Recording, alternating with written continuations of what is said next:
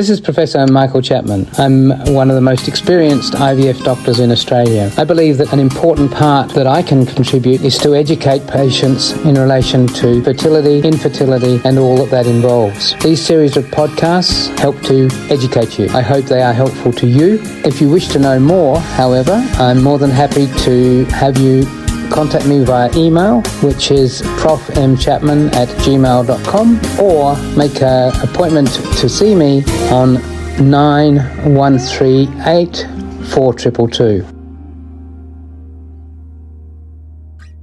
Prof, we have a question from Kate, who's live. She says, multiple DNCs, issues from this question mark. I assume the question means, are there issues from multiple DNCs? Yeah. So as I indicated during my talk, there is an instance probably of about 1 in 100 DNCs that there's scar tissue formed afterwards. If the multiple DNCs are because she's had recurrent miscarriage, at a time subsequent to the last curette, it's probably sensible to start off with an ultrasound assessment of the uterus, which is a sonohystogram, and potentially also going on and doing a hysteroscopy to make sure there's nothing nasty there. In the vast majority of those cases, as I say, 1 in 100 is a problem.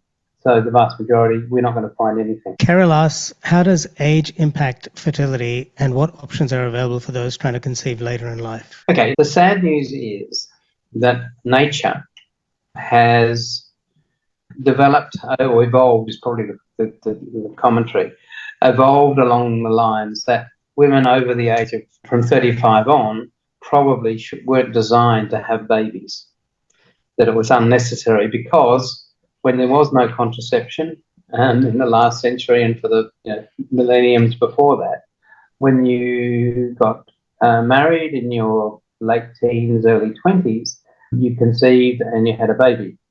And so the eggs were good quality and all good. What society has achieved with both men and women becoming very fixated on their careers, money, the car, and then we'll have children, it's increasingly the fact that older women are having babies.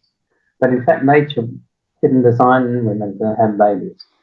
What actually is happening in terms of this is egg quality. Egg quality is declining. What's egg quality?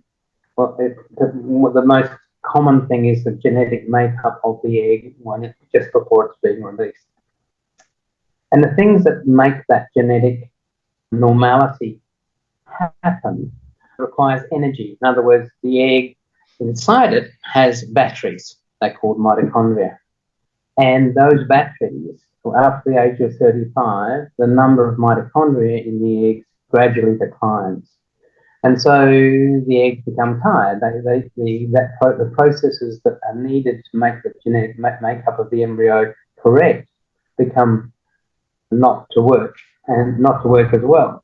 So increasingly, the egg quality declines. And the other implication, because of those genetic abnormalities, it also explains, for instance, why Down syndrome is more common in older women, because the nature has not got the eggs in the same quality at 40 as they were when they were 30.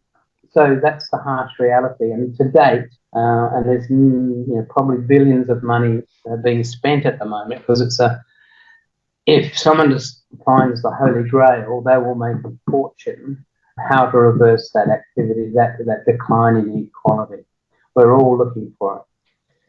On the internet, you'll find multiple suggestions, mainly around adjuvant therapies, tablets, supplements, all sorts of garbage, unproven garbage, that will lead to improved egg quality.